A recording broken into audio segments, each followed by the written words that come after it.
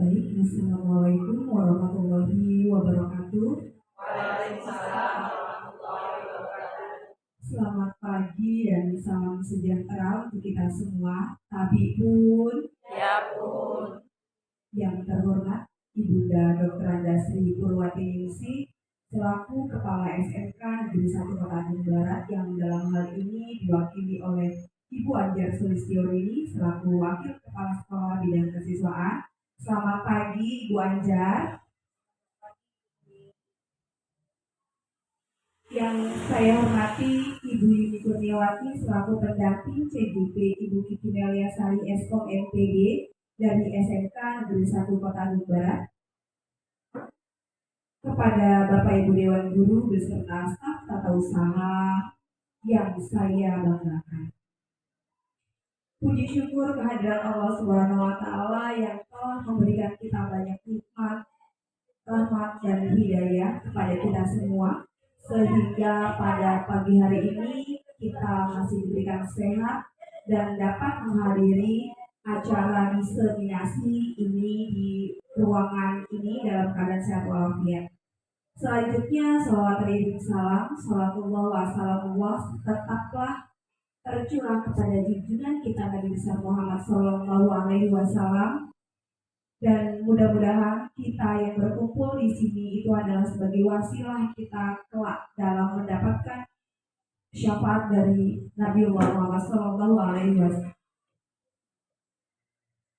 Bapak Ibu peserta diseminasi yang kami hormati, untuk menghemat waktu, marilah kita lanjutkan acara ini. Acara yang pertama yaitu pembukaan, agar acara kita berjalan dengan lancar dan mendapatkan berkah serta ridho dari Allah Subhanahu wa Ta'ala. Marilah kita buka acara ini dengan membaca surat Al-Fatihah.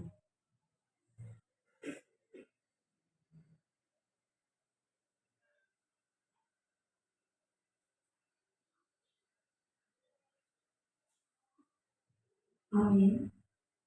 Acara selanjutnya yaitu sambutan dari Wakil Kepala SMK Negeri 1 Kota Bandung Barat, yaitu dari bidang kesiswaan, kepada Ibu Anjar Sulistiorini. Silakan.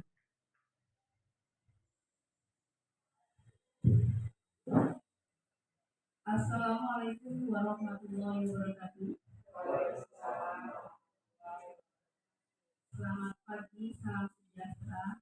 Kami pun ya pun, yang terhormat kepada Ibu Yuni Kurniawati selaku guru pendamping beserta calon guru penggerak atas nama Ibu Kiki Meliasari Eskom MPD, Bapak Ibu Dewan Guru beserta staf tata usaha yang kami banggakan.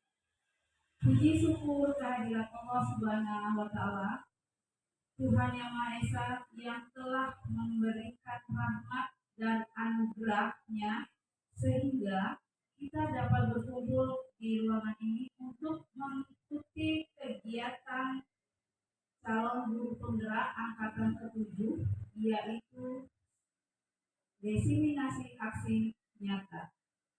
Salah satu tujuan dari calon guru penggerak adalah mengembangkan diri dan guru lain dengan refleksi, berbagi, dan kolaborasi secara mandiri. Dari rangkaian kegiatan yang akan dilaksanakan oleh peserta calon guru penggerak ini adalah salah satunya, seperti yang sudah saya sampaikan tadi, diseminasi aksi nyata. Pada diseminasi aksi nyata modul 1.4, budaya positif, berbagi pemahaman budaya positif kepada guru dan karyawan SMK Negeri 1 Kota Bandung Barat.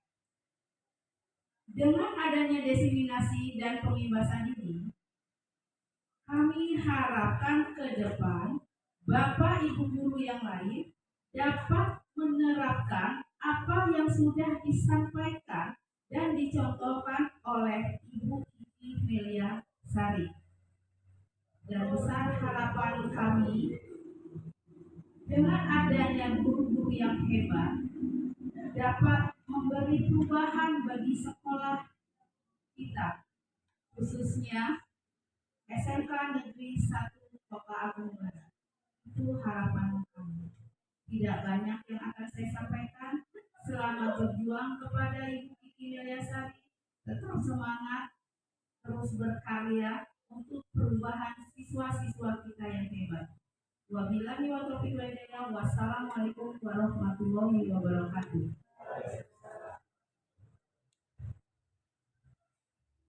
Terima kasih kami sampaikan kepada Ibu Anjar yang telah memberikan sambutannya kepada kita semua. Acara selanjutnya yaitu acara penyampaian materi tentang kegiatan kita pada hari ini, yaitu diseminasi aksi nyata modul 1.4 budaya positif, berbagi pemahaman dan pengalaman dalam menerapkan budaya positif kepada guru dan karyawan SMK Negeri 1 Kota Agung Barat, yang akan langsung disampaikan oleh Ibu Kiki Milyasari Eskom LPD. Kepada Ibu Kiki disilakan.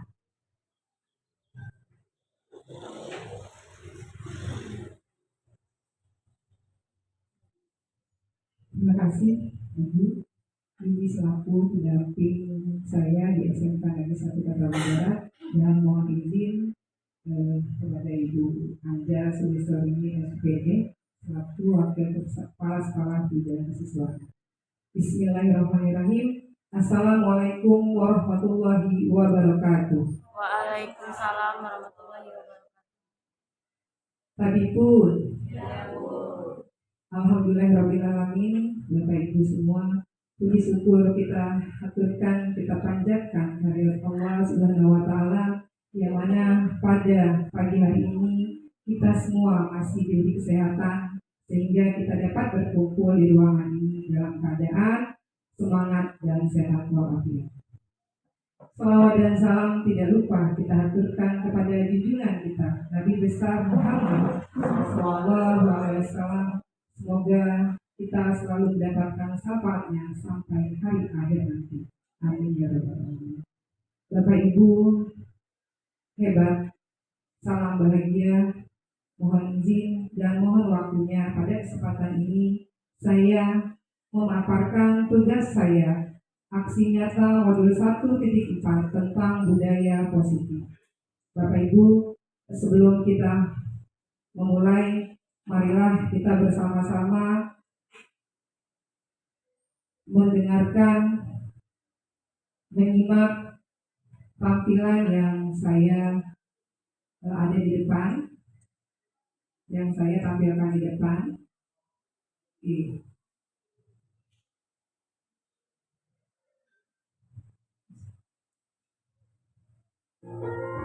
Oke, Bapak Ibu semuanya, salam dan bahagia.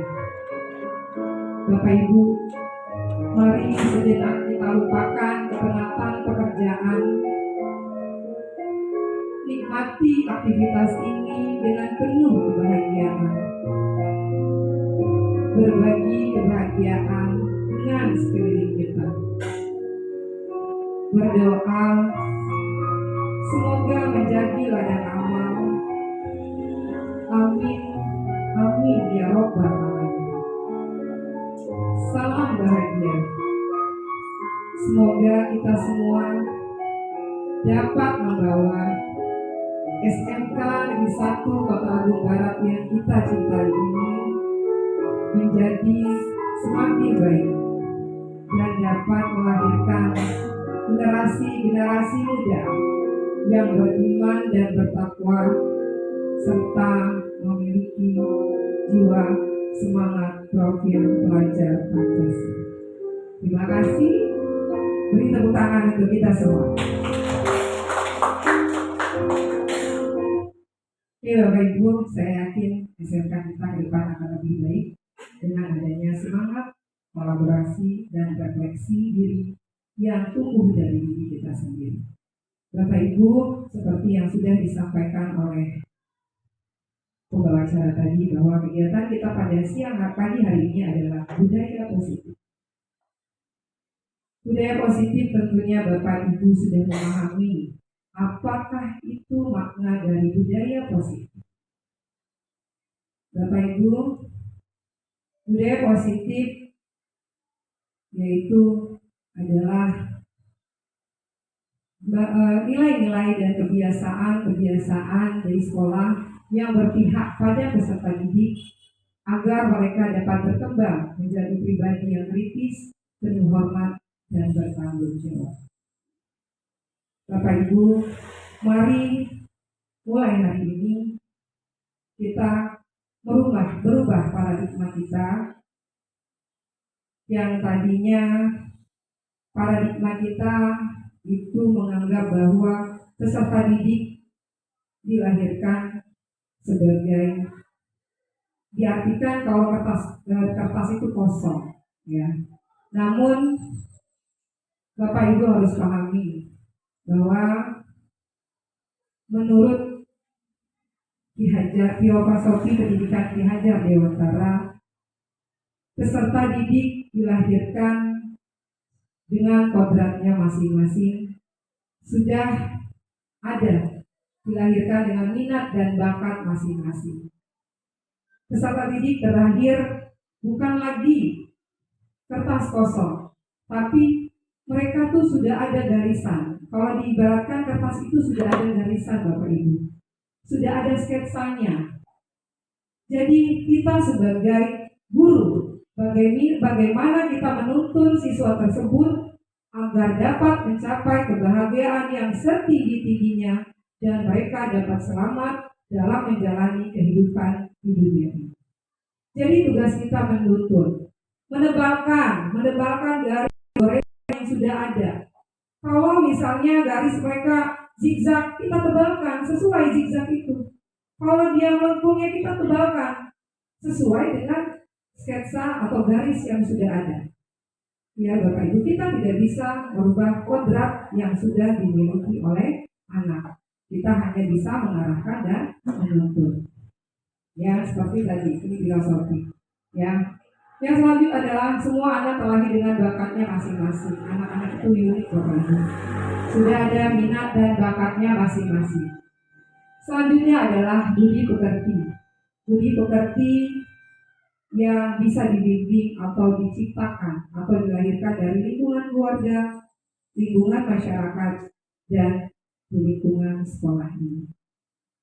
Tugas guru menuntun bakat tersebut agar anak tumbuh dengan selamat dan bahagia, yang sesuai dengan yang sudah saya sampaikan tadi.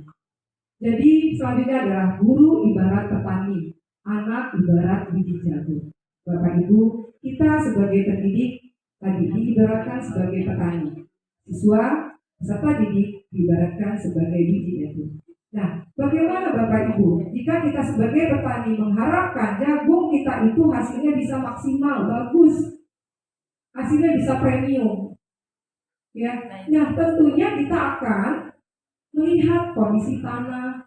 Kita akan memilih tanah yang subur. Kemudian kita akan mengatur pencahayaannya. Kita akan menyiramnya. Sehingga dengan usaha kita seperti itu, hasil yang akan kita dapatkan akan maksimal. Begitu juga dengan peserta didik. Selanjutnya adalah kodrat alam dan kodrat zaman. Bapak Ibu, kodrat alam. Kita tidak bisa menyamakan pola pendidikan kita dengan keadaan di luar negeri. Ya. Atau kita tidak bisa, karena di daerah kita panas misalnya kan, terus kita samakan dengan daerah di Lampung Barat yang dingin, alamnya itu juga tidak bisa disamakan. Oke, karena misalnya di daerah Lampung Barat cuaca pagi dingin, ya kan? Pagi-pagi bisa mereka pakai sweater atau jaket, masih bisa kita maklumi. Tapi untuk kita, karena daerah kita panas, ya itu tidak bisa kita maklumi. Istilahnya seperti itu. Kayak di luar negeri mereka sangat hemat dengan hasil alamnya. Ya kita boros, karena apa? Hasil alam kita itu berlimpah ruah. Ya sehingga kita tidak disesuaikan dengan kodrat alam tempat di mana kita bernaung. Selanjutnya kodrat zaman. Bapak Ibu, pendidikan kita tidak bisa stuck hanya di sini saja. Yang dulu hanya mengandalkan misalnya kita belajar karena nggak ada handphone, ya kan? Kita mengandalkan dengan buku, baca buku-buku. Sekarang dengan adanya teknologi, dengan adanya handphone, Materi-materi bisa kita ambil, metode model pembelajaran bisa kita gali dengan menggunakan aplikasi-aplikasi yang semakin lama semakin canggih. Ya contoh yang sudah saya buat, misalnya kita menggunakan Canva, ya kan? Nah, itu Bapak Ibu. Kemudian berpihak pada anak. Kita harus berpihak Bapak Ibu, berpihak pada anak, menyembah kepada anak. Ya, karena kodrat anak itu adalah salah satunya adalah bermain. Ya, jadi kita bagaimana merencanakan pembelajaran, bermain sambil belajar atau belajar sambil bermain. Kemudian mereka apa kodratnya? Pengen senang-senang. Ya, gimana caranya kita membuat metode dan model pembelajaran yang bisa membahagiakan dan menyenangkan anak-anak. Jadi Bapak Ibu ya, itu perubahan paradigma yang harus kita usung bersama-sama.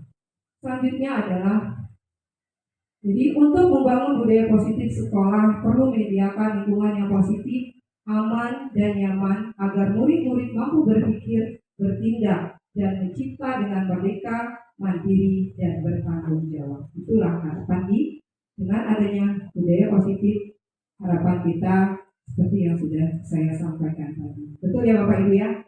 Mungkin ini memang harapan kita bersama. Selanjutnya ya, disiplin dikaitkan dengan kontrol. Dalam hal ini kontrol dapat dilakukan untuk menghadapi murid. Ya, selanjutnya. Bapak Ibu, menurut Dr. William Glasser dalam kontrol teori untuk meluruskan miskonsepsi tentang kontrol. Ya, ini harus kita rubah juga paradigma kita. Di sini Bapak Ibu, ilusi kalau guru itu bisa mengontrol murid, itu hanya ilusi Bapak Ibu. Murid tidak bisa mengontrol, kita kontrol, begitu juga kita. Kita tidak bisa dikontrol oleh orang lain. Yang dapat mengontrol diri kita hanya diri kita sendiri. Orang lain tidak bisa mengontrol diri kita. Selanjutnya adalah bahwa kritik dapat membuat orang merasa bersalah dan dapat membuat kritik yang membuat orang merasa bersalah dapat menguatkan karakter. Tidak Bapak Ibu. Kritik tidak dapat menguatkan karakter. Kritik bahkan bisa menyakitkan dan bisa membuat anak itu dendam terhadap kita. Selanjutnya adalah ilusi bahwa semua penguatan positif efektif dan bermanfaat. Tidak Bapak Ibu, belum tentu. Yang dianggap kita positif belum tentu peserta didik menganggap itu positif. Ya, jadi perlu ada keyakinan dan kesepakatan mana yang dianggap peserta didik positif. Jadi kita harus ada kesepakatan. Selanjutnya adalah ilusi bahwa orang dewasa memiliki hak untuk memaksa. Tidak, itu hanya ilusi. Kita sebagai orang dewasa tidak bisa memaksa peserta didik. Ya, karena itu tadi. Ya, manusia tidak bisa dipaksa. Semua akan berubah sesuai dengan niat diri masing-masing untuk berubah. Bapak Ibu, di sini ya sudah. Bisakah kita mengontrol seseorang? Ini ada teori kontrol, Bapak Ibu. Yang pertama, stimulus respon. Kita mencoba mengubah orang-orang berpandangan sama dengan kita. Di teori kontrol, kita berusaha memahami pandangan orang lain dengan kita. Selanjutnya Bapak Ibu, perilaku buruk dilihat sebagai suatu kesalahan. Di teori kontrol, semua perilaku memiliki tujuan. Stimulus respon, orang lain bisa mengontrol saya. Di teori kontrol, hanya Anda yang bisa mengontrol diri Anda. Stimulus respon, pemaksaan ada pada saat bujukan yang gagal. Teori kontrol, kolaborasi dan kesepakatan menciptakan pilihan-pilihan baru. Stimulus respon, model berpikir menang kalah. Teori kontrol, model berpikir menang-menang. Ya, itu perbedaan dari stimulus respon dan teori kontrol. Ya, Bapak Ibu. Nah, di sini Bapak Ibu, yang Bapak Ibu ketahui apa sih makna disiplin kira-kira yang Bapak Ibu ketahui? Ya? Mengikuti aturan. Oke, baik sekali. Terima kasih jawaban yang sungguh luar biasa. Kita aplaus untuk Ibu Dwi dan Pak Septia. Ya Bapak Ibu, menurut kita selama ini mungkin satu pemahaman disiplin adalah peraturan. Tapi Bapak Ibu, ya di sini kata disiplin itu sering dihubungkan dengan hukuman. Padahal tidak seperti itu Bapak Ibu, sungguh berbeda. Karena belajar dengan disiplin tidak harus dengan memberi hukuman. Justru itu adalah salah satu alternatif terakhir dan kalau perlu tidak digunakan sama sekali. Jadi ya Bapak Ibu di sini, ayo kita rubah lagi paradigmanya, ya, bahwa disiplin menurut Ki Hajar Dewantara, beliau menyatakan bahwa untuk mencapai kemerdekaan, jadi disiplin itu untuk mencapai kemerdekaan atau dalam konteks pendidikan kita saat ini dan untuk menciptakan bisa jadi apa? Kemerdekaan murid yang merdeka. Oke, jadi disiplin ini Bapak Ibu tidak bisa kita itu membuat aturan.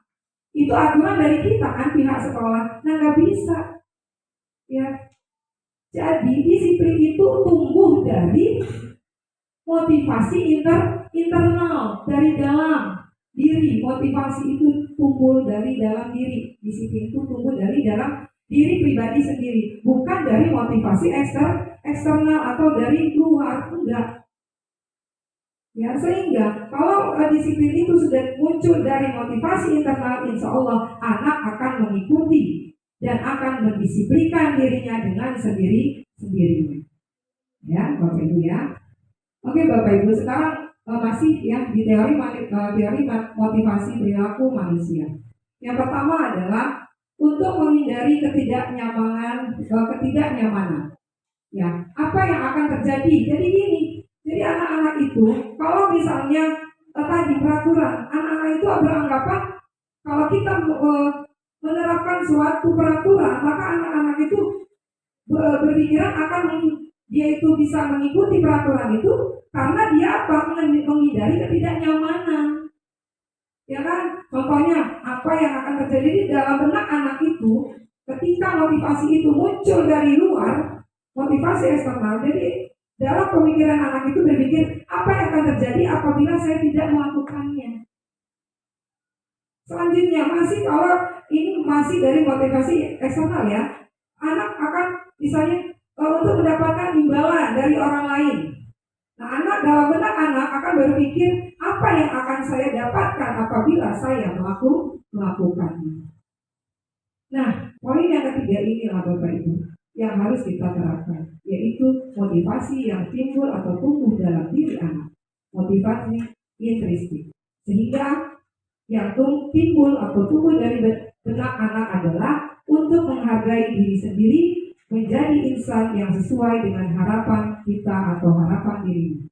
Jadi apa? Jadi pemikiran dia, saya akan menjadi orang yang seperti apa bila saya melakukannya. Ya, Bapak Ibu, mari kita bersama-sama menumbuhkan sikap disiplin itu bukan dengan peraturan yang timbul dari motivasi eksternal, tapi bagaimana peraturan atau disiplin itu tumbuh dari motivasi intrinsik dalam. Oke, Bapak Ibu ya. Oke, Bapak Ibu kita semangat. Semangat ya. Sepertinya teorinya, materinya ya kalau bagi diri saya Bapak Ibu, apa yang sudah saya dapatkan di CGP ini banyak pengalaman dan materi baru. Sehingga saya sebagai guru bisa merefleksi, kita ini bukan manusia yang sempurna, tapi kita akan belajar bagaimana menjadi orang yang sempurna. Merefleksi diri kita. Apa yang misalnya selama ini pemahaman kita kurang, bagaimana kita tambahkan pengalaman atau pemahaman kita tersebut. Nah, sekarang Bapak Ibu di depan ada lingkaran. Ya. Ada yang pertama itu lingkaran kecil peraturan kelas. Selanjutnya ada keyakinan kelas, ada lingkungan kelas positif sehingga akan tercipta budaya positif. Nah, sekarang Bapak Ibu masih berada yang mana? Berada di daerah yang mana? Peraturan kelas. Peraturan ya, semangat ya. Mungkin saya dulu juga berada di peraturan kelas. Tapi Bapak Ibu, mari kita bersama-sama sekarang merubah semuanya, menaikkan dari peraturan kelas kita membuat keyakinan kelas. Setelah keyakinan kelas kita buat dengan kesadaran diri anak masing-masing tanpa paksaan, kemudian insya Allah akan tercipta lingkungan yang positif. Jika lingkungan positif sudah tercipta, maka ya harapan kita SMK Negeri 1 Kota Agung Barat ini akan terakhir budaya positif. Masya Allah ya Bu, Masya Allah, Allah, semoga harapan ini dapat tercapai. Ya, tentunya ini semua tidak akan tercapai. Misalnya hanya ibu kepala sekolah, ibu bapak wakil kepala sekolah, ibu bapak kajur, misalnya hanya sebagian guru atau hanya sebagian staf TU yang melaksanakan atau menerapkannya, tapi semua warga sekolah bagaimana kita bersama-sama ya menyongsong atau memopong di mana tujuan kita dapat tercapai. Oke Bapak Ibu, selanjutnya next. Nah Bapak Ibu, yang yakinin kelas, hukuman dan penghargaan. Mengapa tidak peraturan saja? Mengapa harus keyakinan kelas? Ya, contoh sekarang Bapak Ibu, misal kita mengendarai motor ya di sini. Mengapa kita memiliki peraturan harus menggunakan helm bila mengendarai kendaraan roda 2? Mengapa? Untuk keselamatan. Untuk keselamatan. Tapi kalau itu tidak diyakini dari diri sendiri, pasti bolong-bolong, ya kan? Pasti ya takut karena polisi, ya kan? Bukan keselamatan karena bukan motivasi intristik. Iya.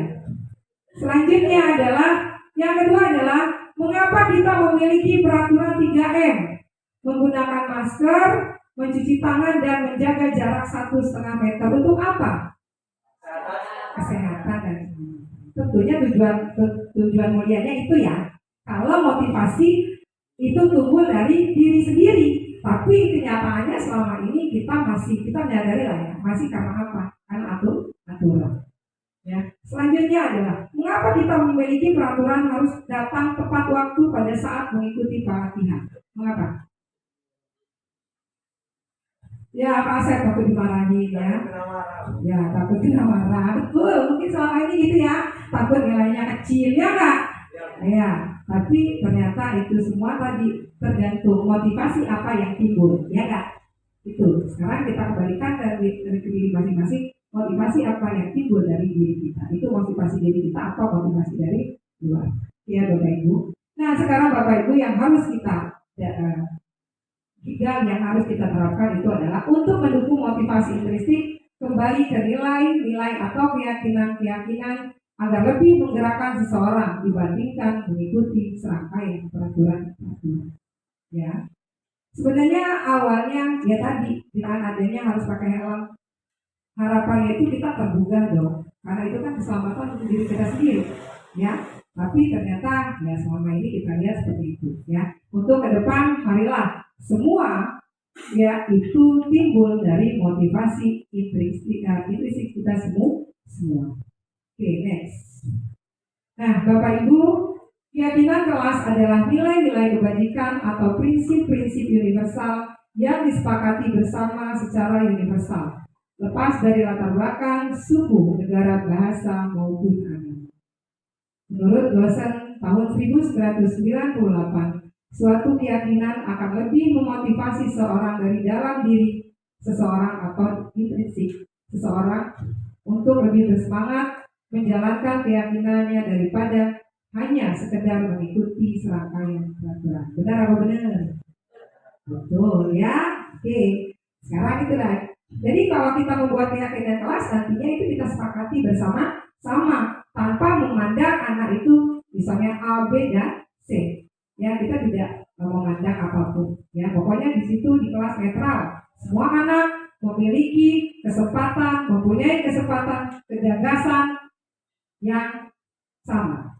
Ya Bapak Ibu. Selanjutnya, bagaimana cara membentuk keyakinan kelas? Bapak Ibu, yang pertama, keyakinan kelas bersifat abstrak daripada peraturan yang lebih rinci dan konkret. Selanjutnya, keyakinan kelas berupa pernyataan-pernyataan yang universal. Keyakinan kelas senantiasa dibuat dalam bentuk positif. Keyakinan kelas hendaknya tidak terlalu banyak, sehingga mudah diingat dan dipahami. Semua warga sekolah sebaiknya ikut berkontribusi dalam membuat kegiatan kelas lewat curah pendapat dan bersedia meninjau kembali keyakinan kelas dari waktu ke waktu. Itu ya, cara membentuk keyakinan kelas. Oke, terima kasih Bapak Ibu, mohon untuk perhatiannya kepada materi. Oke, Bapak Ibu, selanjutnya adalah seperti ini, ada contoh peraturan dan keyakinan atau kebajikan yang dituju. Contoh yang di tabel kiri Bapak Ibu ya, itu peraturan. Peraturan selalu kembalikan buku ke tempat ya. Yang masing-masing, selalu kembalikan buku ke tempatnya masing-masing. Keyakinan kelasnya itu untuk menumbuhkan jiwa tanggung jawab. Yang berikutnya, dilarang mengganggu orang lain. Keyakinannya adalah menghormati orang lain dan diri sendiri. Selanjutnya, hadir di sekolah 15 menit sebelum pembelajaran dimulai.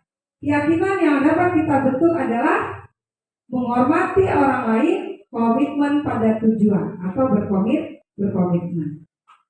Dilarang melakukan kekerasan. Keyakinan yang dapat kita buat adalah keselamatan, menghormati orang lain. Dilarang menggunakan narkoba. Itu untuk apa? Kesehatan. Keyakinannya ya. Bergantian atau menunggu giliran. Itu untuk apa? Menghormati orang lain. Gunakan masker untuk kesehatan dan keselamatan. Jangan berlari di kelas atau koridor untuk keselamatan dan keamanan. Ya, udah bisa ya Bapak Ibu membedakan yang mana yang peraturan, yang mana yang keyakinan. Oke, Bapak Ibu, di sini ada contoh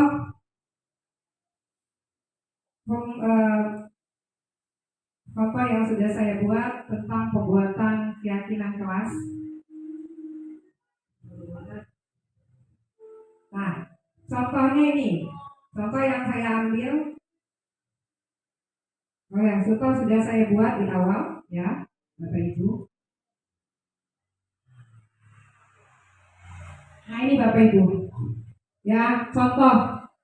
Jadi kita di kelas, ayo mulai bersama-sama kita membuat keyakinan kelas, ya, yang sudah disepakati. Kemudian setelah sepakat dan ditulis anak-anak, ya, setelah ditulis didokumentasikan seperti itu. Jadi pada saat anak ya pelanggar, kita sudah ada, kita tunjukkan lagi keyakinan apa yang sudah kita buat bersama-sama, sehingga untuk menyadarkan apa yang sudah dijanjikan ya oleh anak untuk menumbuhkan jiwa budaya positif.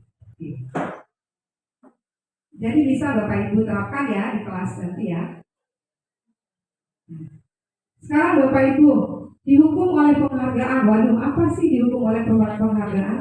Ternyata Bapak Ibu, penghargaan yang kita buat untuk anak itu ternyata dapat menghukum mereka. Ya, yang pertama, apa sih dampaknya? Akan ada dampak pengaruhan jangka pendek dan jangka panjang. Jangka pendeknya apa? Kira-kira? Ya, mereka itu misalnya lagi satu, ada yang jangka pendeknya anaknya yang temannya yang lain akan merasa iri sama anak itu. Ya, terasa gitu kan.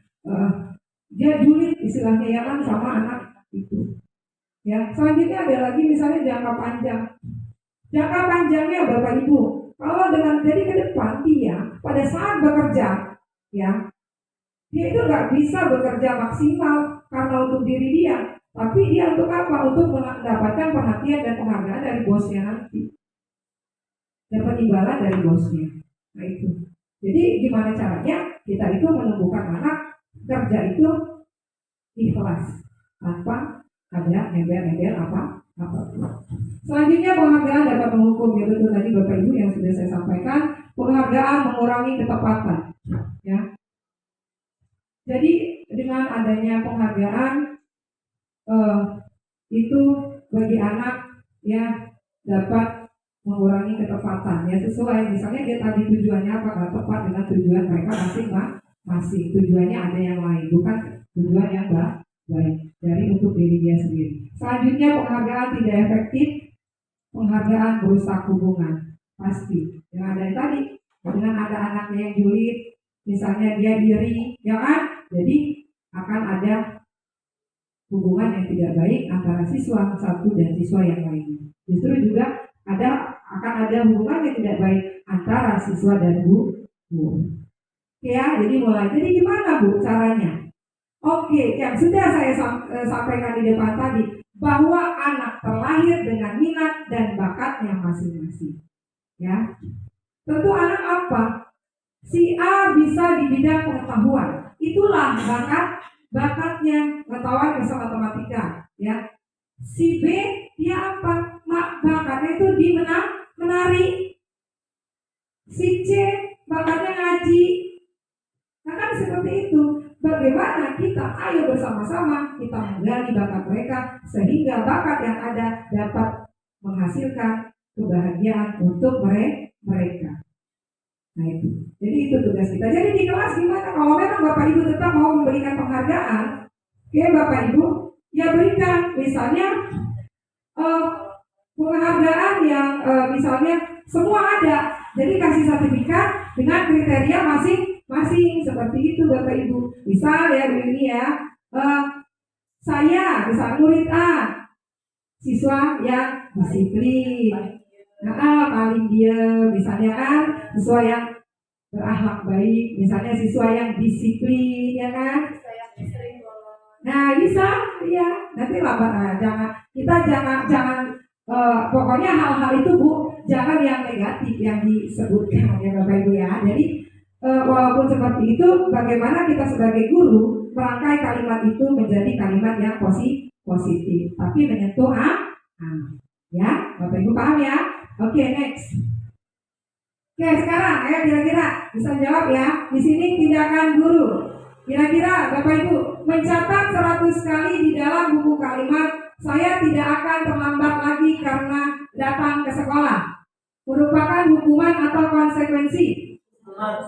Nah, kita kunci jawaban pertama, hukuman. Selanjutnya, lari mengelilingi lapangan basket 2 kali karena terlambat hadir di sekolah. Hukuman atau konsekuensi? Ya, ada yang hukuman, ada yang konsekuensi. Murid diminta untuk push up 15 kali karena tidak menggunakan masker ke sekolah. Hukuman atau konsekuensi? Oke, ada yang hukuman, ada yang konsekuensi. Kita ingat jawaban masing-masing. Selanjutnya, menggantikan kertas tugas teman yang telah dicoret-coret. Oke. Membersihkan tumpahan air di meja tulis karena tersenggol pada saat belajar. Meminta murid tidak mengenakan sepatu seharian di sekolah karena tidak mengenakan sepatu hitam. Apa hukuman atau konsekuensi? Ada hukuman, ada konsekuensi. Lari mengelilingi lapangan basket 2 kali karena terlambat 10 menit untuk pelajaran PJOK. Kira-kira gimana? Konsekuensi. F, kita perhatikan jawabannya. Ya, yang pertama, mencatat 100 kali di dalam kalimat saya tidak akan terlambat lagi karena terlambat ke sekolah. Bapak Ibu benar tadi yang menjawab hukuman itu hukuman, ya. Masa dia terlambat hukumannya nulis, kamu enggak? Selanjutnya, lari mengelilingi lapangan basket 2 kali karena terlambat hadir ke sekolah. Apa itu? Hukuman, ya. Nggak nyambung juga. Dia itu karena terlambat suruhlah lari. Selanjutnya, murid diminta untuk push up 15 kali karena tidak menggunakan masker ke sekolah. Orang masker kok disuruh push up? Ya enggak? Ya hukuman. Menggantikan kertas tugas teman yang telah dicoret-coret. Tadi ya konsekuensi. Karena apa? Sesuai dia mencoret-coret tuh buku teman-temannya. Jadi dia harus ganti buku teman-temannya. Selanjutnya, membersihkan tumpahan air di meja tulis karena tersenggol pada saat belajar. Konsekuensi dia nyenggol, ya enggak? Jadi ini loh, sama ya. Jadi benang itu benar, benang lurus, ya enggak? Apa yang dilakukan itulah yang dikerjakan. Selanjutnya, murid disuruh mengenakan sepatu seharian di sekolah karena tidak mengenakan sepatu hitam. Hanya juga kan? Ini hukuman. Yang terakhir adalah lari mengelilingi lapangan basket 2 kali karena terlambat 10 menit untuk pelajaran PJOK. konsekuensi nyambung. Dia disuruh lari karena memang itu pada pelajaran olahraga. Paham ya? Bisa diyakini ya, yang mana hukuman, yang mana konsekuensi. Oke, selanjutnya adalah perbedaan hukuman dan konsekuensi. Yang hukuman, yang pertama sesuatu yang menyakitkan harus terjadi. Yang selanjutnya adalah yang konsekuensi sesuatu harus terjadi. Yang berikut hukuman membuat anak sakit fisik maupun hati untuk jangka waktu lama. Konsekuensi membuat anak merasa tidak nyaman dalam jangka waktu pendek. Kemudian hukuman anak membenci kedisiplinan. Konsekuensi anak menghargai disiplin. Hukuman itu paksaan. Konsekuensi stimulus tanggapan. Hukuman mendorong anak menyakiti diri sendiri. Konsekuensi mendorong anak agar mudah menyesuaikan diri. Hukuman konsep diri yang buruk, konsekuensi konsep diri yang baik. Hukuman anak belajar untuk menyembunyikan kesalahan, konsekuensi anak belajar untuk mematuhi peraturan. Hukuman marah, rasa bersalah, dipermalukan, merasa tak dihargai. Konsekuensi kehilangan hak, dibuat tidak nyaman, diasingkan untuk sementara. Oke, Bapak Ibu ya, itu perbedaan antara hukuman dan konsekuensi. Nah, selanjutnya Bapak Ibu, kita masuk kebutuhan dasar manusia. Oke, Bapak Ibu ya. Kebutuhan dasar manusia. Ada 5 Bapak Ibu kebutuhan manusia. Yang pertama adalah kebutuhan untuk hidup atau survival. Yang kedua adalah penguasaan. Yang ketiga kebebasan. Yang keempat adalah kesenangan. Yang kelima adalah cinta kasih atau dapat diterima. Next. Ya, itu kebutuhan dasar tadi ya Bapak Ibu ya. Sekarang ada ilustrasi kebutuhan dasar manusia. Ibu Ani, seorang guru kelas 10 di SMK Negeri 1 Batang Barat, sedang bingung menghadapi ulah salah satu murid di kelasnya yang bernama Agus. Beberapa anak telah datang dan mengeluhkan Agus yang sering sekali meminta bekal makan siang mereka dengan paksa. Jika Anda menghadapi situasi seperti Ibu Ani, apa yang Anda lakukan? Menurut Anda, kira-kira apa alasan Agus melakukan hal itu? Begini Bapak Ibu? Gimana Pak Asep? Kalau saya di pihak Ani, saya akan mengajak si Agus untuk ngobrol sama Mata. Karena sesuai materi di depan itu ada 4 yaitu kehidupan, hidup, kebebasan, dan cinta kasih. Jadi saya akan menanyakan dia melakukan itu yang pertama itu dia mencari perhatian kah? Ataukah dia emang lapar? Ataukah dia memang mencari kesenangan? Atau dia pengen dianggap paling hebat? Seperti itu. Ya, terima kasih, jawaban sungguh luar biasa dari Pak Asep. Kasih aplaus untuk Pak Asep. Benar Bapak Ibu, kita lihat kebutuhan apa. Oke, next, kita lihat ya. Di sini Bapak Ibu. Dalam konteks penerapan disiplin positif, Ibu Ani sebaiknya mencari tahu, betul yang sudah disampaikan oleh Pak Asep. Ibu Ani mencari tahu alasan Agus melakukan tindakan tersebut agar mengetahui kebutuhan mana yang sedang berusaha dipenuhi Agus. Misalnya, kalau jawaban Agus, ia lapar karena orang tuanya tidak membawakan bekal makan siang, berarti kebutuhannya itu adalah untuk bertahan hidup. Sedangkan jika jawaban Agus, ia senang temannya jadi memperhatikan dia, berarti dia butuh cinta dan kasih sayang. Jika jawaban Agus, dia merasa hebat karena temannya jadi takut dan menuruti keinginannya, berarti kebutuhan Agus adalah butuh penguasaan. Jika jawaban Agus karena dia merasa bosan dengan bekal yang dibawakan ibunya, karena selalu membawakan bekal yang sama, berarti dia butuh kebebasan. Dan selanjutnya adalah jika jawaban Agus karena ia iseng dan dia menikmati ekspresi wajah temannya yang kesal karena diambil makanannya, maka kebutuhannya adalah dia butuh kesenangan. Jadi kita lihat konteksnya. Ya Bapak Ibu ya, paham ya? Oke, alhamdulillah. Selanjutnya 5 posisi kontrol. Nah, di 5 posisi kontrol kita ada penghukum, ada pembuat merasa bersalah, ada teman, ada pemantau, dan ada manajer. Sekarang kita saksikan video yang akan saya tampilkan. Kira-kira Bapak Ibu ada di posisi yang mana?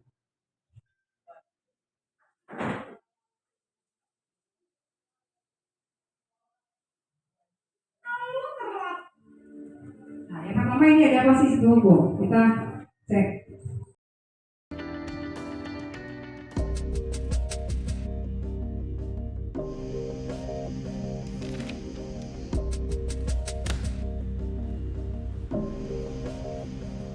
Naren! Sini kamu! Selamat pagi, Bu. Selalu terlambat. Kamu deh, pasti terlambat. Maaf, Bu. Saya... Apa? Apa coba? Alasan kamu apa lagi? eh, Kapan sih kamu tidak terlambat? Malas sekali ya kamu jadi anak. saya... Dasar pemalas. Gak kapok-kapok sih kamu. Sudah berapa kali terlambat? Sana, kamu keliling lapangan basket 2 kali. Kenapa saya harus keliling lapangan basket, Bu? Kenapa? Kamu mau lawan ibu? Berani-beraninya jawab. Sudah terlambat, masih berani jawab pula. Sekarang, keliling lapangan basket 5 kali sekalian. Biar kapok. Cepat. Pergi sana.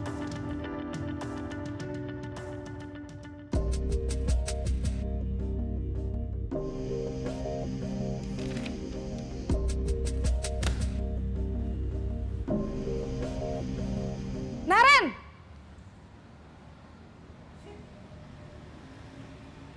Selamat pagi, Bu.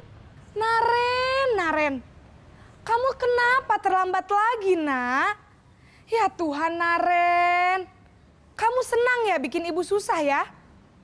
Kalau kamu terlambat lagi, nanti ibu yang ditegur bapak kepala sekolah, nak.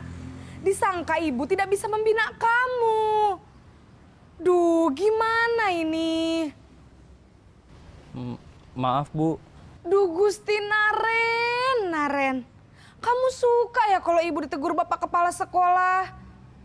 Terus, sekarang ibu harus tulis apa ini di buku absen? Ini kamu sudah sering terlambat loh. Ibu harus apa coba? Maaf, Bu. Maaf sekali. Ya sudah, lain kali jangan bikin ibu susah lagi ya nak ya. Ibu tidak akan kuat lagi kalau kamu begini terus.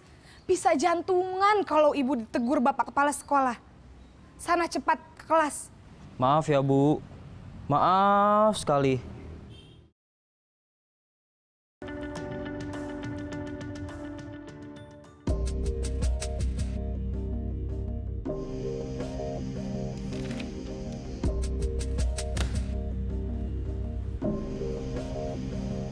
Naren!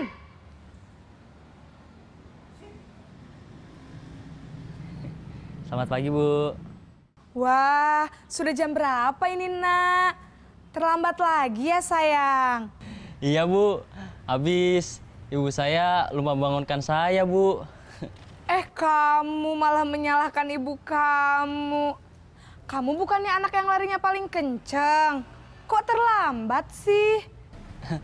Iya, Bu. Saya memang terlambat bangun tadi. Jadi, biarpun saya lari kencang, tetap gak kekejar, Bu. Ya sudah sana, nanti lain kali larinya lebih kenceng lagi ya. Biar gak terlambat lagi. Bikin seneng ibu, demi ibu. Bisa kan? Bisa lah, Bu. Ya sudah sana masuk kelas. Ibu beresin urusan absen kamu. Kamu ini ada-ada saja.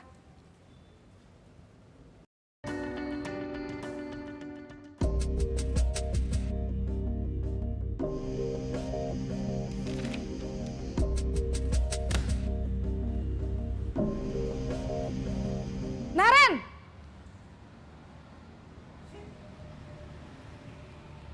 Selamat pagi, Bu. Naren, apa peraturan sekolah kita tentang jam berapa kita harus masuk sekolah, nak? Kita harus di sekolah jam 7, Bu. Iya betul, sekarang sudah jam 7.20. Naren sudah tahu konsekuensinya jika terlambat hadir. Paham Bu, saya harus tinggal kelas pas jam istirahat selama 20 menit. Ya benar, konsekuensinya demikian. Jadi nanti jam 9.30 pas istirahat, kamu harus tinggal di kelas, kerjakan tugas tambahan untuk ketertinggalan kamu, ya. Baik Bu.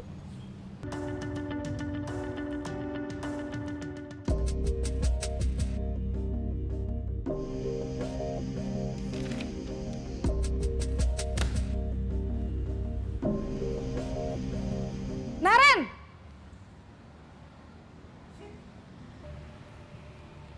Selamat pagi Bu. Selamat pagi, Naren. Maaf Bu, saya terlambat. Iya, sekolah masuknya jam 7, sekarang sudah jam 7.20. Jadi sekarang bagaimana ini, Naren?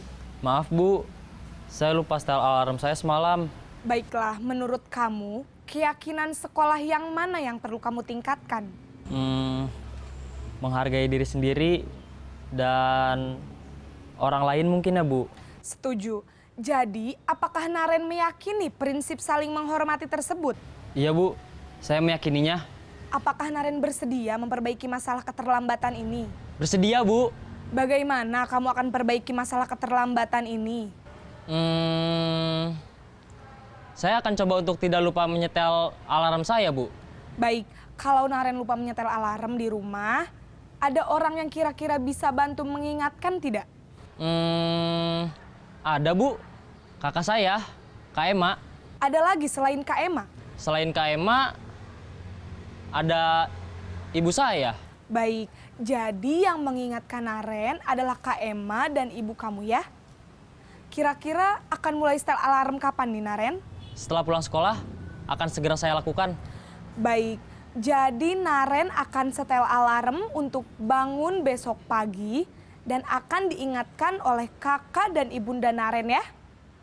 Ada lagi yang mungkin perlu dilakukan, Naren? Agar tidak terlambat bangun lagi. Tidak ada Bu. Baik, Naren. Terima kasih untuk kerjasama kamu. Sekarang kamu perlu kembali ke kelas untuk belajar. Baik Bu, terima kasih. Oke, kira-kira Bapak Ibu setelah menyaksikan video yang sudah saya paparkan, posisi Bapak Ibu ada di mana? Penghukum, pembuat merasa bersalah, teman, pemantau, atau manajer? Oke, Bapak Ibu ini ya, penghukum. Ada yang mungkin yang pembuat merasa bersalah, ya. Oke, mungkin ada juga yang pemantau ya, mungkin ya. Suruh catat, nanti dipantaui, nggak boleh istirahat, ya. Sebelum catatan kelar. Oke, Bapak Ibu, ayo. Yang diharapkan di sini ada Bapak Ibu, kita itu berada di posisi manajer. Oke ya, Ibu. Next. Oke, Bapak Ibu, kita lihat dulu dari yang sudah di video tadi ya. Di sini Bu, posisi menghukum ya, itu adalah ekspresi kita itu ya, menghardik, menunjuk-nunjuk, berkaca pinggang, membentak, itu merupakan hukuman verbal atau fisik. Dampaknya Bapak Ibu, dampak posisi penghukum, murid menjadi pendendam, ya Ibu ini. Untuk penghukum itu murid akan menjadi pendendam. Selanjutnya, murid tidak menyukai guru mata pelajaran yang diampu. Nah, untuk membuat merasa bersalah, ekspresi kita itu suara cenderung lembut, tenang, namun kata-katanya menyalahkan murid. Ya, guru akan mengatakan hal-hal yang merasa kesalahan ada pada murid dengan membuat guru menderita. Dampaknya Bapak Ibu, membuat murid merasa bersalah, murid akan merasa rendah diri dan menarik dari. Oke Bapak Ibu, tadi ya sudah kita lihat yang pertama penghukum, kemudian yang kedua pembuat merasa bersalah, dan yang ketiga adalah posisi teman. Jadi ekspresinya adalah suara guru akan ramah, cenderung bersenda gurau untuk menghangatkan suasana. Dampak posisinya ya adalah dampak posisi teman. Yang pertama, murid akan bergantung kepada satu orang. Jadi faktor ketergantungan. Yang kedua adalah Murid tidak mandiri dan tidak bisa berpikir untuk diri sendiri. Berikutnya adalah posisi pemantau atau monitor. Ya, ekspresi guru.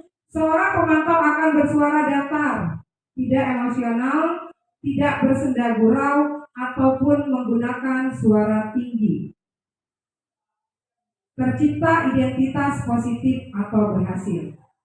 Dampaknya adalah murid akan menghitung konsekuensi dan hadiah tanpa memahami sepenuhnya nilai kebajikan yang dituju dan tidak sepenuhnya mandiri. Dan yang berikutnya adalah posisi manajer.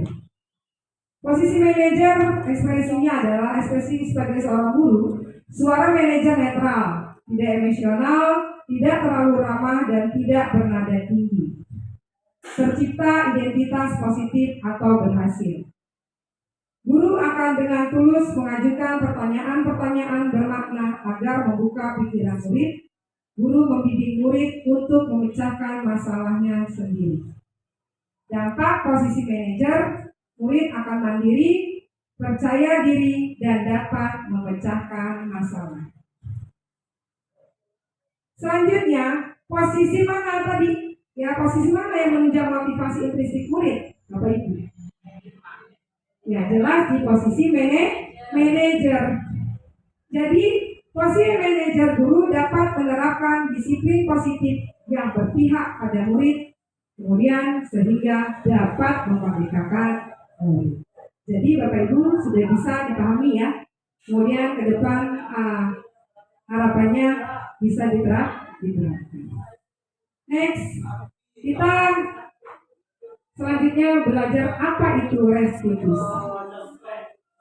Bapak Ibu, restitusi adalah proses menciptakan kondisi bagi murid untuk memperbaiki kesalahan mereka, sehingga mereka bisa kembali pada kelompok mereka dengan karakter yang lebih kuat. Ini menurut dosen tahun 2004. Oke. Next, 9 ciri-ciri restitusi. Yang pertama, bukan untuk menebus kesalahan, namun untuk belajar dari kesalahan. Kedua, memperbaiki hubungan. Ketiga, tawaran, bukan paksaan. Keempat, restitusi menuntut untuk melihat ke dalam diri. Kelima, restitusi mencari kebutuhan dasar yang mendasari tindakan. Keenam, restitusi diri adalah cara yang paling baik untuk memperbaiki diri. Ketujuh, restitusi fokus pada karakter bukan tindakan. 8. Restitusi fokus pada solusi. 9. Restitusi mengembangkan murid yang berbuat pada salah pada kelompoknya. Itu ciri restitusi. Next, ini ada segitiga restitusi Bapak Ibu. Yang ada segitiga. Yang pertama, segitiga restitusi itu adalah tindakan yang harus kita lakukan adalah pertama, validasi tindakan yang salah. Apa yang dapat Bapak Ibu lakukan di sini? Bapak Ibu dapat menanyakan, kamu tentu punya alasan mengapa melakukan itu. Selanjutnya, adakah cara yang lebih efektif untuk mendapatkan apa yang kamu butuhkan? Itu di validasi tindakan yang salah. Kemudian menstabilkan identitas. Yang bisa kita ucapkan adalah setiap orang pasti pernah melakukan kesalahan. Kamu bukan satu-satunya yang pernah melakukan ini. Selanjutnya adalah menanyakan keyakinan kelas. Nilai-nilai apa yang pernah kita sepakati? Kamu ingin menjadi orang seperti apa? Oke, Bapak Ibu, harapannya kita dapat menerapkan segitiga restitusi dalam menangani ya anak-anak jika mereka membuat kesalahan ya atau mereka melakukan sesuatu yang memang yang mereka tidak mengikuti keyakinan kelas yang sudah dibuat. Oke Bapak Ibu, untuk segitiga restitusi saya sudah mulai menerapkan. Contoh kasus yang saya terapkan adalah di sini anak melanggar keyakinan kelas, tidak meminta izin ketika ingin keluar kelas, ya, dan anak tidak disiplin. Sustina, siswa kelas 11 MM1 SMK Negeri 1 Kota Barat, tidak hadir selama 2 jam pelajaran. Pada saat proses pembelajaran, mata pelajaran selesai habis percetakan. Karena semalam tidur larut, malam asik main HP. Dan akhirnya dia tertidur di ruang PMR. Ini contoh segitiga restitusi yang saya lakukan. Justina, kamu tadi dari mana saja? Tadi saya dari rumah. Kamu tahu kesepakatan dan keyakinan kelas yang sudah kita buat bersama-sama. Ya Bu, saya tidak boleh terlambat. Oh, kamu terlambat. Kira-kira berapa lama tadi kamu terlambat? Saya terlambat tadi 2 jam pelajaran. 2 jam pelajaran. Tapi itu namanya bukan terlambat, tapi itu membolos pelajaran. Ya Bu, saya telah melanggar aturan. Justina, setiap manusia pasti pernah berbuat salah. Ibu pun di sini pernah berbuat salah. Nah, yang terpenting adalah bagaimana kita memperbaiki kesalahan tersebut. Justina dipanggil ke sini adalah dalam rangka untuk mencari solusi terbaik, bukan mencari siapa yang salah dan siapa yang benar. Nah, sekarang Ibu mau bertanya dengan kamu, apa alasan kamu tidak mengikuti pelajaran Ibu tadi? Tadi saya di ruang PMR Bu. Oh, di ruang PMR. Kamu sakit, nak? Sebenarnya tidak sakit Bu, karena saya ngantuk. Jadinya saya tidur di ruang PMR. Oh, kamu mengantuk. Memangnya tadi malam kamu tidur jam berapa, nak? Saya tidur jam 12 malam Bu. Wah, tidur jam 12 malam, larut sekali kamu tidur. Ngapain saja kamu sampai tidur selarut itu, nak? Saya keasikan main HP Bu. Oh, pantesan kamu asik main HP ya. Coba sekarang Sustina ingat-ingat mengenai keyakinan dan kesepakatan kelas yang sudah kita buat bersama-sama. Di antaranya bagaimana kita dapat mengatur waktu dan kita dapat disiplin. Kamu masih ingat kan?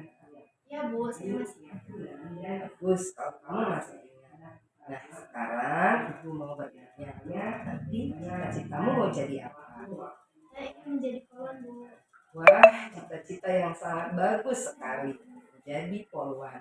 Nah, kalau kamu mau menjadi poluan, kamu harus memiliki sikap disiplin dan pandai mengatur waktu. Sikap disiplin dan pandai mengatur waktu harus kamu pupuk sejak dini. Nah, sekarang bagaimana kira-kira cara kamu agar kamu tidak membolos lagi pelajaran Ibu, sehingga kamu memiliki sikap disiplin dan pandai mengatur. Saya tidak akan bergadang lagi Bu, dan saya tidak akan bermain HP hingga larut malam, dan semangat dalam belajar. Terima kasih, nak. Kamu sudah berjanji untuk tidak mengulangi perbuatan membolos lagi, dan kamu akan memperbaiki sikap kamu dengan tidak bermain HP sampai larut malam. Ibu ucapkan terima kasih dan mudah-mudahan kelak cita-cita kamu menjadi poluan akan tercapai. Terima kasih, nak. Kamu sudah meyakini kesepakatan dan keyakinan kelas yang sudah kita buat. Sekarang silakan kamu kembali ke kelasmu untuk melanjutkan pelajaran selanjutnya. Sama-sama.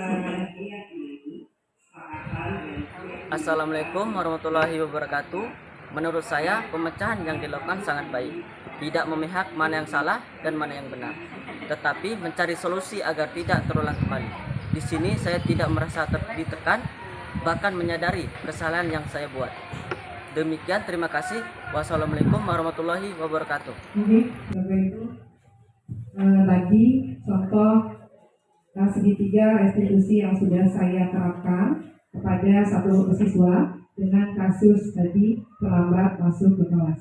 Bapak Ibu, harapannya adalah ke depan kita bersama-sama belajar menerapkan budaya positif agar dapat membuat peserta didik merasa merdeka.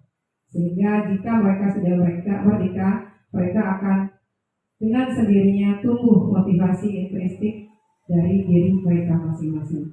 Bapak Ibu, terima kasih. Lebih dan kurang saya mohon maaf. Demikian tadi yang sudah saya sampaikan. Saya tutup Wassalamualaikum warahmatullahi wabarakatuh.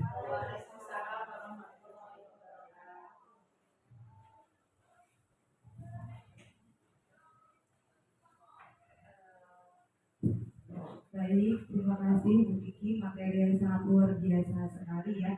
Mudah-mudahan kita semua nantinya dapat menerapkan budaya positif ini dalam keseharian kita.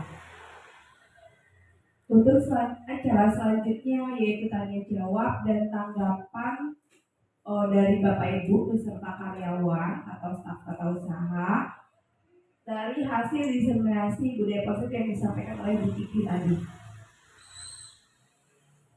Gimana Bapak Ibu, ada yang mau ditanyakan atau ada yang mau menanggapi?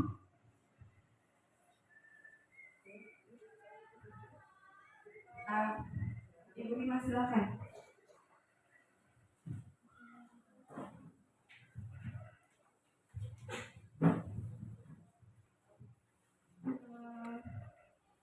Dari hasil penjelasan Ibu tadi dan di sini saya ingin menanyakan bagaimana hasil yang sudah Ibu dapat selama Ibu menerapkan budaya positif dalam kelas.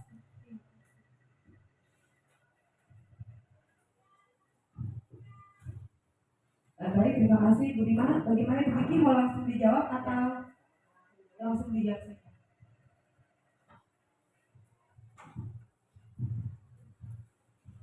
Oke, terima kasih Ibu Rima atas pertanyaan yang disampaikan. Pertanyaan yang sungguh luar biasa Bapak Ibu. Bapak Ibu, alhamdulillah Bapak Ibu, setelah saya menerapkan beberapa mulai dari kesepakatan kelas, keyakinan kelas, dan posisi kontrol saya, anak-anak alhamdulillah sudah ada kemajuan Bapak Ibu. Yang tadinya dia terlambat, ya, sekarang sedikit demi sedikit yang terlambat itu berkurang. Nah, namanya Bapak Ibu melakukan perubahan itu tidak bisa seperti kita menutup matanya langsung. Ya, jadi perlu adanya proses. Tapi alhamdulillah Bu Rima dengan penerapan ini sudah, dan dari awal Bu Rima ya, kita dari mulai tugas kami yang 1.3 itu ya kemarin juga alhamdulillah anak-anak sudah mulai menerapkan di kelasnya untuk menumbuhkan jiwa profil pelajar Pancasila. Mulai kita menumbuhkan keberanian anak ya untuk berbicara di depan dengan kegiatan yang sudah kita lakukan kemarin, kelas meeting kemarin itu Bu Rima. Alhamdulillah Bu Rima dan Bapak Ibu, intinya apa yang saya terapkan sudah ada perubahan. Dan tentunya satu lagi Bapak Ibu, kita sebagai guru, sekolah punya visi dan misi, Ibu. Sekolah punya visi dan misi, namun itu visi dan misi untuk sekolah. Nah, untuk mencapai visi dan misi sekolah, kita sebagai guru mata pelajaran harus juga punya visi mata pelajaran kita. Untuk apa? Untuk mencapai misi sekolah, visi sekolah, visi dan misi sekolah. Ya, jadi nanti Bapak Ibu buat visi Bapak Ibu apa sama anak-anak ya di kelas dulu. Semua kalau sudah menerapkan, insya Allah visi dan misi sekolah akan tercapai. Oke, terima kasih Bapak Ibu. Kurang dan lebihnya saya mohon maaf. Saya kembalikan ke pembahasan. Baik, terima kasih. Ada lagi yang mau ditanyakan?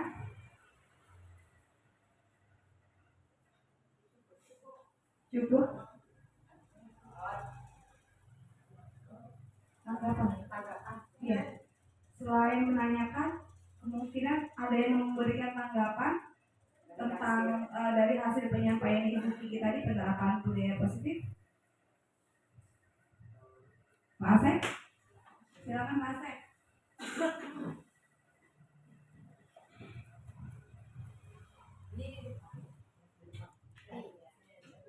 Oke, baik, semuanya. Assalamualaikum warahmatullahi wabarakatuh. Terima kasih Bu Kiki yang sudah memberikan materinya kepada kami sehingga kami tahu apa itu isi dari STG diseminasi aksi nyata modul 1.4 yaitu budaya positif.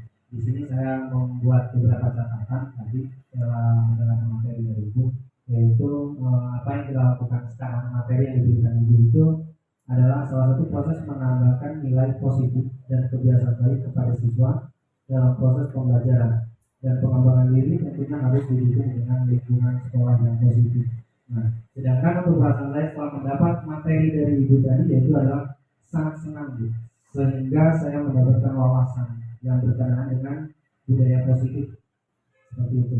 Dan untuk pembelajaran kami semua, tentunya bukan cuma saya di sini, kami menerima materi tentang paradigma tentang disiplin berkenaan dengan budaya positif yang perlu ditanamkan dalam proses belajar mengajar. Nah, sedangkan untuk penerapan dan untuk saya pribadi, saya akan menanamkan nilai budaya positif kepada siswa dan lingkungan kelas saya. Gitu. Mungkin tanggapan dari saya begitu saja. Saya kira Assalamualaikum warahmatullahi wabarakatuh.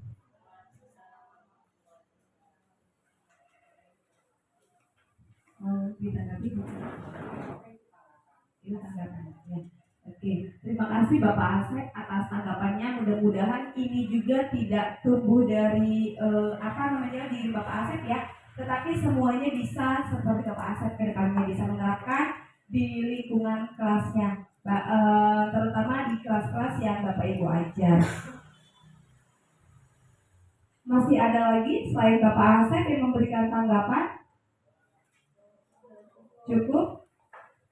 Kalau cukup berarti acaranya mau kita tutup. Jangan sampai nanti pas sudah keluar terang-terang Bu Kiki. Sudah tidak ada ya? Baik, kalau tidak ada lagi, kita lanjutkan acara yang hampir di penghujung, yaitu doa. Kepada Bapak Denny, saya harapkan dapat memimpin doa untuk mengakhiri acara ini.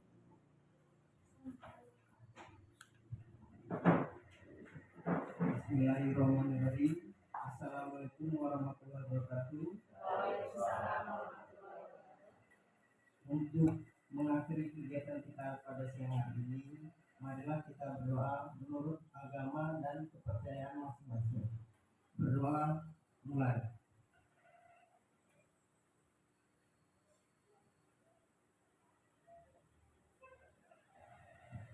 Selesai.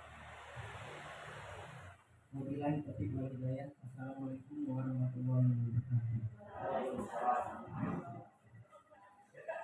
Baik, terima kasih Bapak Denny, karena memang doa kita dengan doa beliau beda. Kita memiliki doa masing-masing dan harapan masing-masing ya Bapak Ibu ya. Terima kasih kepada Bapak Denny yang telah memimpin doa pada penghujung acara pada siang hari ini. Mudah-mudahan acara kita pada hari ini mendapatkan berkah dan tentunya mendapatkan ridho dari Allah Subhanahu wa taala, dan kedepannya membawakan nilai-nilai positif juga bagi kita semua. Amin ya rabbal alamin. Untuk itu Bapak Ibu, acara demi acara telah kita lalui bersama, tibalah di acara penghujung yaitu acara penutup. Saya selaku pembawa acara mohon maaf bila ada salah kata, dan kepada Allah saya mohon ampun. Dan marilah kita tutup acara ini dengan bersama-sama membaca surat Al-Asr.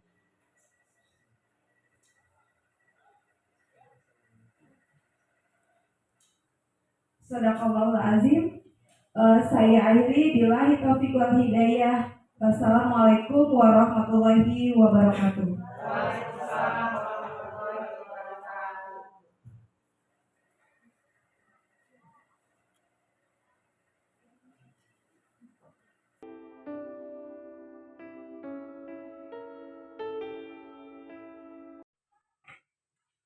Assalamualaikum warahmatullahi wabarakatuh. Perkenalkan, saya Anir Sulistioni selaku wakil kesiswaan dari SMK Negeri 1 Kota Bima, ingin memberikan testimoni terhadap Bu Kiki Meliasari Eskom MPD. Dengan adanya program guru penggerak, kami sangat berterima kasih karena dengan melalui program guru penggerak di sekolah kami banyak sekali perubahan yang semula kami tidak tahu menjadi tahu, terutama dalam diseminasi aksi nyata modul 1.4 mengenai budaya positif. Yang selama ini kami melakukan kesalahan kepada siswa dengan melakukan hukuman, ternyata itu tidak tepat. Yang lebih tepat adalah dengan mengadakan konsekuensi, terutama di dalam kelas. Semoga terus maju, bergerak, tergerak, menggerakkan. Guru penggerak tetap jaya. Assalamualaikum warahmatullahi wabarakatuh. Assalamualaikum warahmatullahi wabarakatuh. Nama saya Marita Andarini. Saya salah satu tenaga pendidik di kalangan SMK Negeri 1 Kota Agung. Tadi sudah mengikuti diseminasi tentang budaya positif yang disampaikan oleh Bu Kiki Meliasari. Sebagai guru baru dan termasuk pengalaman yang belum banyak ya, saya tadi belajar banyak banget. Salah satunya tentang teori kontrol yang ternyata kita tuh tidak dapat mengontrol orang lain, hanya diri kita yang dapat mengontrol diri kita sendiri. Disiplin yang awalnya pemahaman saya tuh tentang peraturan, ternyata bukan tadi yang disampaikan sama Bu Kiki. Disiplin adalah untuk mencapai murid yang merdeka sehingga tercapai kemerdekaan. Tentang motivasi yang seharusnya timbul dari diri sendiri, disebut juga dengan motivasi intrinsik tadi. Kalau dari luar kan dia ekstrinsik, kalau dari dalam dia intrinsik. Tentang motivasi yang seharusnya timbul dari diri kita. Langkah untuk mewujudkan budaya positif itu adalah dengan membuat keyakinan kelas sehingga akan tercipta lingkungan yang positif dan mencapai budaya positif tadi sesuai dengan judul atau tema diseminasinya ya. Perbedaan keyakinan kelas, hukuman, dan penghargaan untuk mendukung motivasi intrinsik itu tadi perlu dibedakan. Cara membentuk keyakinan kelas dan tadi juga diberi contoh membuat keyakinan kelas bagusnya seperti apa, idealnya seperti apa. Juga diajarkan atau diberi informasi tadi dengan Bu Kiki, perbedaan hukuman dan konsekuensi.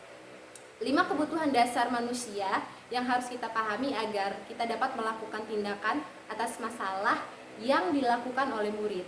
Diberikan contoh tentang posisi kontrol yang harus dilakukan oleh guru, idealnya seperti apa. Posisi kontrol kita sebagai guru yang harus dilakukan yaitu posisi manajer ya tadi yang saya tangkap. Ada beberapa dia posisinya. Yang pertama itu kayaknya penghukum, kemudian pembuat merasa bersalah, teman, dan pemantau.